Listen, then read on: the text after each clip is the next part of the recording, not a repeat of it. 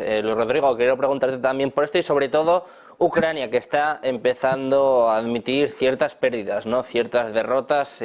Sorprendía el propio Zaluzny esta semana, este martes, si no recuerdo mal, admitiendo la derrota en Marinka. Y ahora otro alto cargo del ejército ucraniano está hablando de que, bueno, de que Rusia está avanzando, de que diciembre ha sido el peor mes del año, ha sido el mes más difícil, algo que más o menos ya podíamos intuir, pero además dice un poco en la línea de lo que estaba comentando justo Fernando, que tanto Marinka como Avdiivka pues que no van a aguantar mucho, ¿no? Que no pueden resistir mucho más.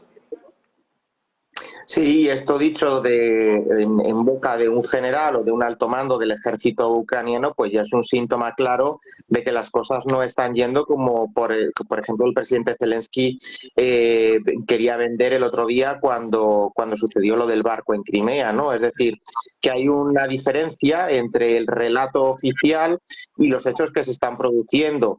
Muchas veces el relato oficial está disociado, por no decir bastante a menudo o incluso siempre, pero que esto ya en las élites ucranianas militares ya se empiecen a utilizar ciertas palabras, a hacer ciertas alusiones, eso ya es indicativo de que la cosa no está yendo como ellos querrían que fuera y mucho menos pues como era de esperar hace algunos años hace unos meses por parte ucraniana, ¿no?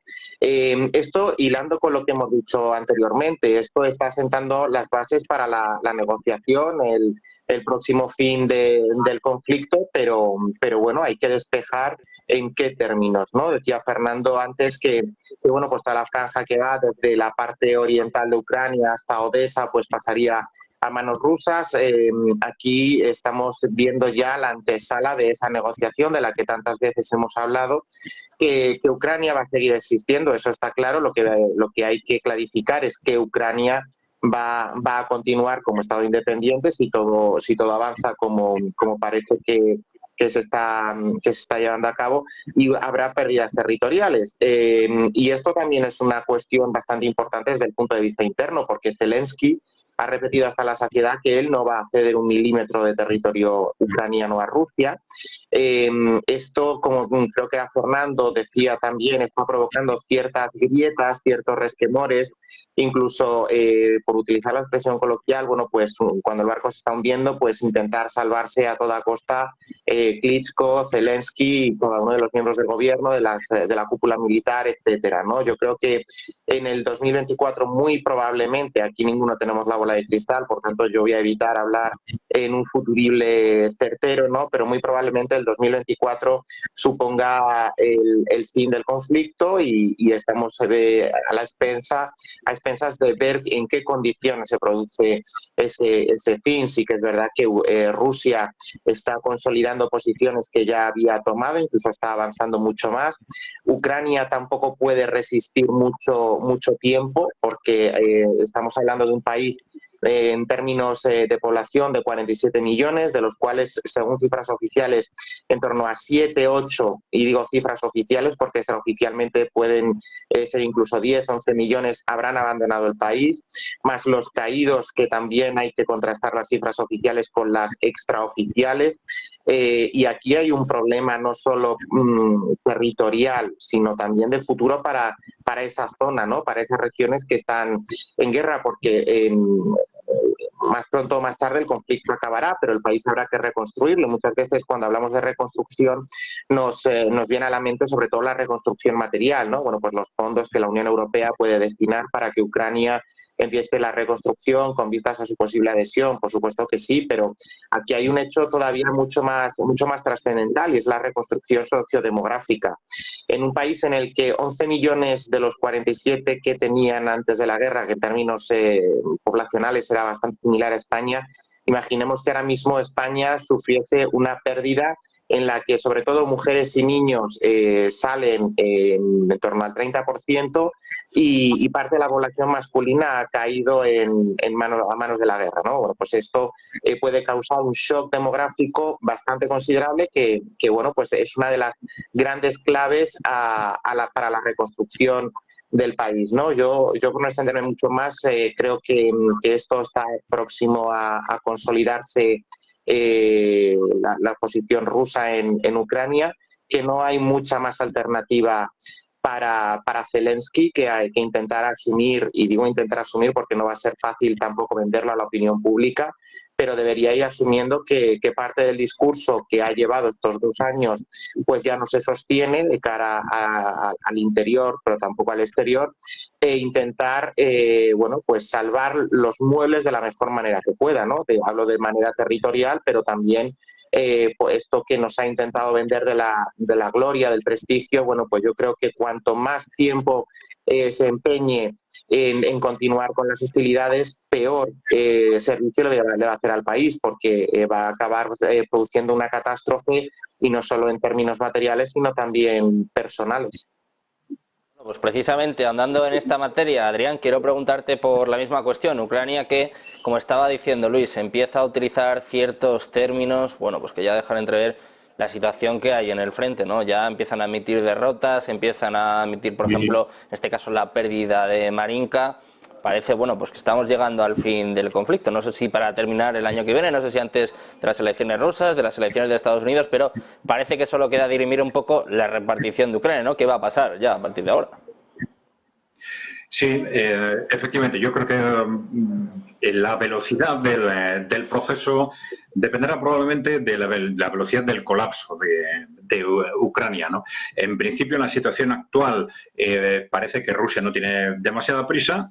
Tal como están las cosas, el ejército ucraniano se continúa destruyendo en hombres y en material. Rusia se va fortaleciendo de día en día. ¿Qué puede suceder? Bueno, pues que en un determinado momento el colapso del ejército ucraniano sea de tal dimensión que simplemente quede el terreno libre para que Rusia haga los avances territoriales que estime oportunos, o bien que en un determinado momento Rusia cambie de estrategia y decida lanzar una ofensiva para acelerar el proceso, ¿no? ¿Qué factores pueden llevar a Rusia a acelerar el proceso? Puede haber un factor de muy largo plazo, ¿no? Es decir, Ucrania está derrotada, en buena parte podemos decir que la OTAN está derrotada en Ucrania. Se ha reconocido por expertos y por los propios gobiernos occidentales, por la propia OTAN, que los países de la OTAN se han quedado sin reservas, salvo Estados Unidos. Los países europeos no tienen reservas. De Alemania se ha dicho que en caso de un conflicto no tendría más que para 24 horas de municiones, ¿no? Están sin reservas de tal forma que no serían capaces de reactivar o de hacer frente directamente a Rusia si quisieran, ¿no?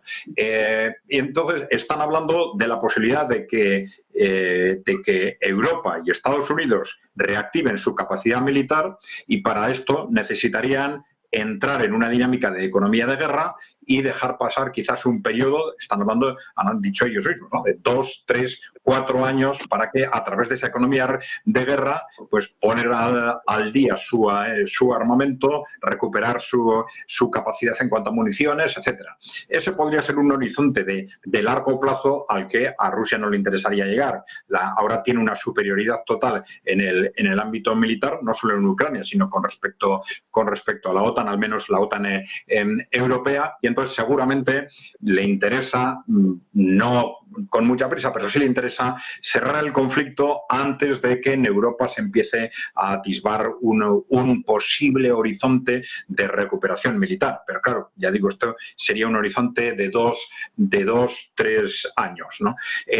Mientras tanto, claro, lo lógico sería que a alguien se le ocurra intentar una negociación o una rendición, desde la perspectiva de Ucrania. Pero si lo que hemos dicho más de una vez, que ya desde la perspectiva de Ucrania, de lo que es el conflicto en Ucrania, ya no tiene sentido otra cosa que no sea una claudicación, una rendición y la negociación de las condiciones concretas de la rendición. Esto sí exigiría una negociación del contexto estratégico mundial, o por lo menos europeo, del contexto de seguridad, algo que debería haberse hecho antes de que empezara este conflicto en el año 22, que Rusia lleva muchos años planteándolo, y que desde Europa no se ha intentado, ni desde Europa ni desde Estados Unidos, y que debería abordarse cuanto antes, si queremos evitar el riesgo mayor que sería el de una guerra mundial, un conflicto directo OTAN, países emergentes, Rusia, China, que tendría evidentemente un riesgo altísimo de derivar en una guerra nuclear. Esto requiere inmediatamente que alguien en Estados Unidos, fundamentalmente porque ya sabemos que desgraciadamente la capacidad de interlocución internacional de los países europeos no es precisamente alta, pues en Estados Unidos se llame a Moscú y llame a Pekín y empiecen a negociar, empiecen por lo menos a hablar de qué es lo que va a pasar con el mundo y qué es lo que debe pasar con Europa a partir de ahora. Pero, claro, este tipo de negociaciones no se ha querido abrir desde la OTAN, no se ha querido abrir desde Estados Unidos, y esto es lo que nos deja ante un futuro tremendamente incierto, y ya digo, no ya desde el punto de vista del conflicto en Ucrania, sino de lo de que puede pasar a partir de ahí entre los países emergentes y Europa, entre los países emergentes y Occidente. Preguntarte